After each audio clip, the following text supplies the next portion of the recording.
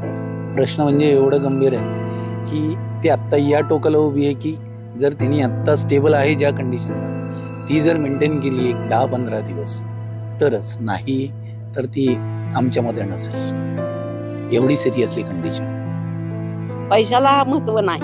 आज लेकरू आहे लहान, त्याचा हात हाय गेलेला, काय करायचं, कसं जगायचं त्यानं कसं शाळा शिकायचं, त्याचं मोहरलं भविष्य लय होतं. सुरुवातीचा खर्च तर काय 3-3.5 लाख रुपये वैयक्तिकरित्या झालेला आहे. पहिले 12 ते 13 दिवस, त्याच्यानंतरच यांनी लागू केलेलं आहे. उसण उदरवारी करावीच लागते कारण मुले छोटी, त्याला पर्याय नाही आहे. तर आता काय करायचं, आम्ही 2 महिने झाले इथं उभा आहो, पण अजून काय खर्च कशाचा भागतोय, खायचं असंच काहीतरी, कुणाचं बी कुणी देईल ती.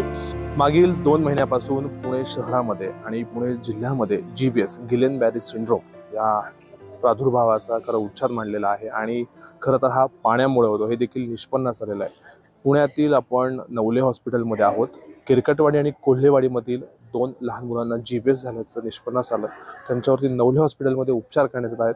त्या ज्या मुलांवरती उपचार केले जातात ते कुटुंबीय आपल्या समोर आहेत. नक्की काय परिस्थिती होती, आज 2 महिने झालेत, सगळं चाललंय.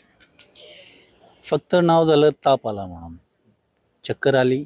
16 जानेवारीला इथे ॲडमिट केलं दुपारचं. तिथून जे आहे ICU मध्ये व्हेंटिलेटरला, ते व्हेंटिलेटरलाच आहेत. आणि आत्ता कंडिशन ही आहे की माझ्या मुलीचे लंग्स जवळपास 75% इन्फेक्टेड आहेत. कारण काय चान्सेस सांगितले, काही म्हणजे फक्त वेट अँड वॉचची आहे. कारण परवा दिवशी क्रिटिकल कंडिशन अशी होती की किती वेळ आहे तेही सांगता येत नाहीये म्हणून सांगितलं होतं. प्रश्न म्हणजे एवढं गंभीर आहे की ती आत्ता या टोकाला उभी आहे की जर तिने आत्ता स्टेबल आहे ज्या कंडिशनला ती जर मेंटेन केली एक 10-15 दिवस तरच, नाही तर ती आमच्यामध्ये नसेल. एवढी सिरियसली कंडिशन आहे. GBS आजाराला आपण कितकं गांभीर्याने घ्यायला पाहिजे हे यांच्या बोलण्यावरून समजतं. दुसरी देखील केस आहे. नक्की काय झाले, GBS मुळे आज आपला मुलगा आजारी आहे, डॉक्टरने काय काय सांगितलं? डॉक्टरांनी GBS वरचे इंजेक्शन दिले होते, त्याच्यामुळे त्याचा एक हात पण गमावा लागलेला आहे. त्याला उजव्या हाताचं ऑपरेशन झालेलं आहे, मग अख्खा पंजा काढलेला गेलेला आहे. आत्ता तो थोडासा स्टेबल आहे, स्वतः श्वास घेतो. पण डॉक्टरने अजून सांगितलं की याला किती दिवस लागतील काय आम्ही नाही सांगू शकत. कोण कोण असतं हॉस्पिटलमध्ये? हॉस्पिटलला मी असतो, माझी आई असते, मिसेस असते आणि वडील पण असतात. आम्ही गेले 2 महिने झाले 4 जण इथंच असतो. किती खर्च झाला आत्तापर्यंत 5 ते 6 लाख रुपये झाला असेल खर्च.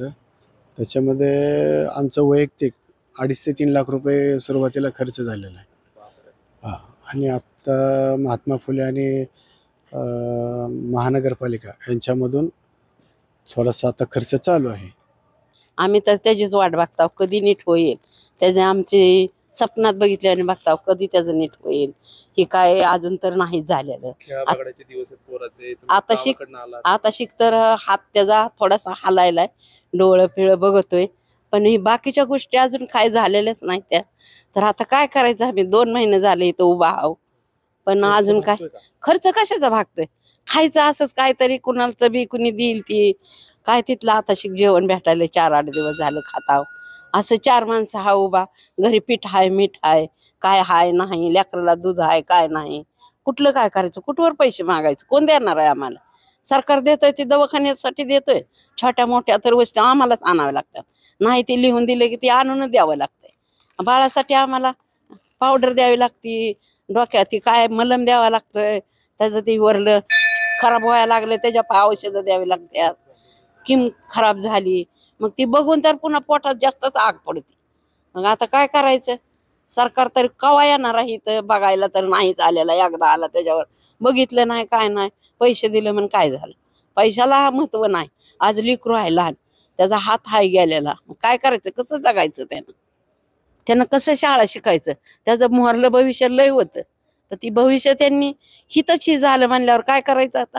त्या मुलाच्या आई वडिलांना कामाला जाते आई, काय करते, खाया नाही काय म्हणल्यावर, बाप हित आहे, आजा आहे, आजी आहे, चहा प्या महागाव. आम्ही शेजारी पाजारी आम्हाला चहा पाजतात, त्यांची ॲडमिट असताना माणसं, आमच्याजवळ रुपया नाही.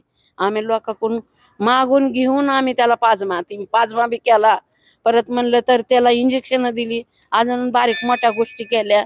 आता इथून पुढे तर 2 राहिलं होतं प्लाझ्मा, काल कसा तरी केला एक, आता देतो म्हणल्यात अजून एक. पण बाकीच्या गोष्टी त्यांनी दिलं पाहिजे ना आम्हाला, पैसे 7 पाणी. वर्षाचा आजींचा नातू आहे, 7 वर्षाचा, आणि 8 यांची वर्ष. 8 वर्षाचा नातू आहे आणि यांची 8 वर्षाची मुलगी आहे. तुमचा खर्चाचं नियोजन कसं आहे आता? खर्चाचं नियोजन म्हणजे महात्मा फुले जन आरोग्य योजनेमधून त्यांनी चालू केलेलं आहे. सुरुवातीचा खर्च तर काय 3-3.5 लाख रुपये वैयक्तिकरित्या झालेला आहे, पहिले 12 ते 13 दिवस. त्याच्यानंतरच यांनी लागू केलेलं आहे. आता उसण उदरवारी करावीच लागते, कारण मुलं आहे शेवटी, त्याला पर्याय नाही आहे काय. जीबीएस हा आजार किती घातक आहे आणि लहान मुलांना जीबीएस लवकर होतो. पिण्याच्या पाण्यामुळे जीबीएस हा होतोय, निष्पन्नास आलेला आहे. खरं उन्हाळा सुरू झाला आहे, मुलांच्या परीक्षा आहेत, परीक्षा संपल्यानंतर मुलं बाहेर फिरत जातात. मात्र आपल्या आरोग्याची काळजी आपण घेतली पाहिजे. आज किरकटवाडी, कोल्हेवाडी, नांदोशी, वडगाव, धायरी, सिंहगड, प्रस्ता या परिसरामध्ये राहणाऱ्या भागांना टँकरने पाणी पुरवठा केला जातो. तो पाणी पुरवठा शुद्ध आहे, अशुद्ध आहे, याची देखील चाचपणी ह्या प्रत्येकाने केली पाहिजे आणि याच्यावरती आवाज उठवला पाहिजे. आज यांची जी परिस्थिती पाहिली तर सत्य किती विराधक आहे हे आम्ही तुमच्यासमोर मांडलं आहे.